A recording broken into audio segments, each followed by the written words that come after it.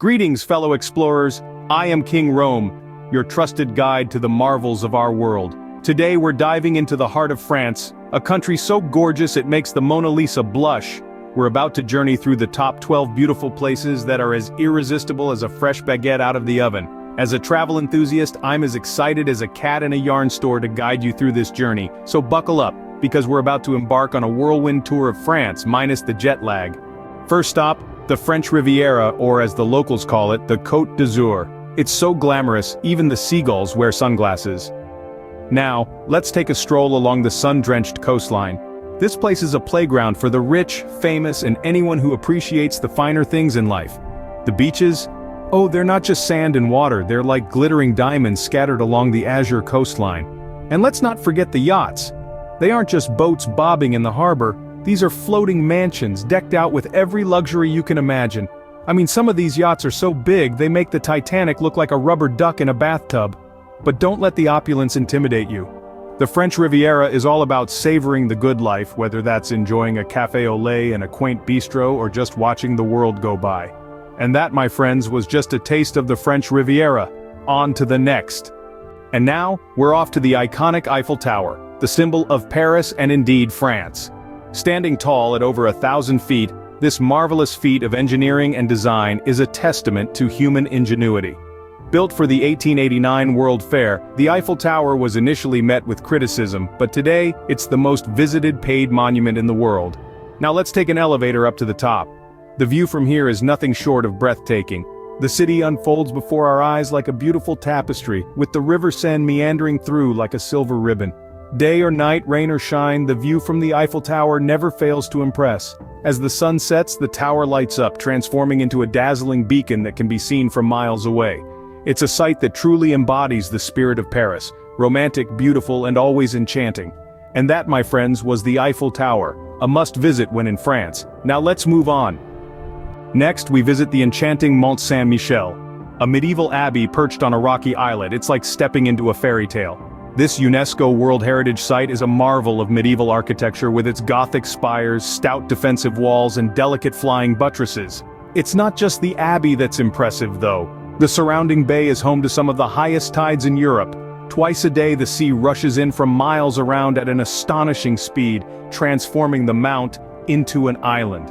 It's a spectacular sight that adds to the mystery and allure of Mont Saint-Michel. So, whether you're a history buff, a nature lover, or just someone who appreciates stunning views, Mont Saint-Michel has something for you. That was Mont Saint-Michel, a place where history and nature collide.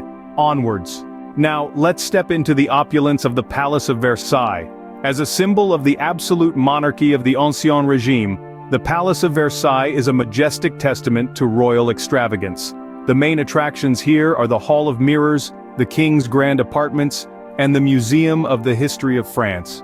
The Hall of Mirrors, glittering with chandeliers and mirrored arches, is a sight to behold, reflecting the grandeur of the French monarchy. The King's Grand Apartments are a suite of 7 rooms, each dedicated to a different god, showcasing the divine right of kings. The Museum of the History of France houses a vast collection of paintings and sculptures depicting French history from the Middle Ages to the 19th century.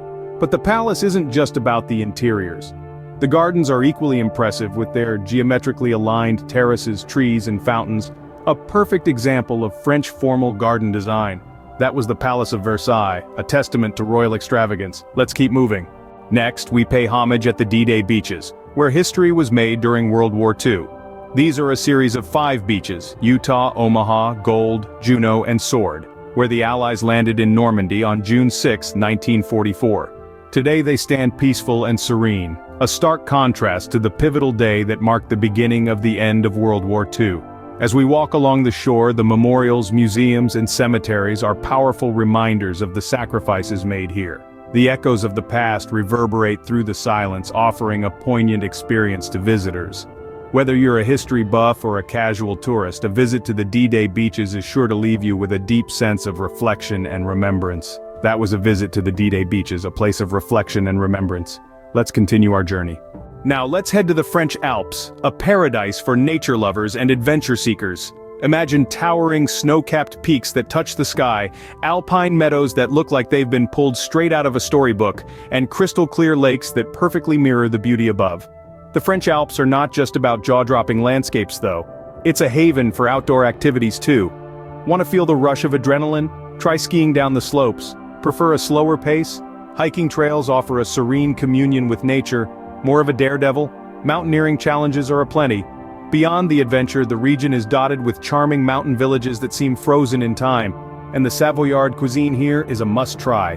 Hearty, comforting, and delicious. It's the perfect way to end an action-packed day in the mountains. That was the French Alps, a place where adventure meets beauty. On to the next. Next we explore the Loire Valley, known as the Garden of France. This splendid region is renowned for its historic towns, lush vineyards, and the grandeur of its beautiful chateau. The Loire Valley is more than just a feast for the eyes, though. It's a UNESCO World Heritage Site, recognized for its cultural landscape of great beauty. Imagine strolling through vineyards that stretch as far as the eye can see, tasting some of the world's finest wines. Imagine exploring towns steeped in history and feasting on the region's gastronomy, a delightful blend of tradition and innovation. And let's not forget the Chateau grand castles that were once the playground of kings and queens. They stand as a testament to the region's rich history and architectural prowess. The Loire Valley offers a taste of the good life, where you can slow down, savor each moment, and simply enjoy the finer things. That was the Loire Valley, a place of elegance and charm. Let's move on. Now, let's whisk you away to the Camargue, a natural region located south of Arles where nature exists in its wildest and purest form. The Camargue is a vast, wild landscape, a mosaic of lagoons, salt pans, and rice fields. It's a place where pink flamingos strut their stuff, where black bulls roam the marshes, and where white horses gallop freely under the azure sky. It's a paradise for birdwatchers and nature lovers, with over 400 species of birds making their home here, including the largest flamingo colony in the Mediterranean.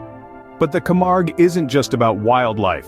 The region is also known for its salt pans that shimmer under the sun and its fertile rice fields, a testament to the region's agricultural heritage. Here, you can take in the beauty of nature, lose yourself in the tranquility, and maybe even spot a flamingo or two. That was the Camargue, a place of wild beauty and serene landscapes. Onwards to our next destination. Next we explore the Gorges du Verdon, often considered Europe's most beautiful canyon.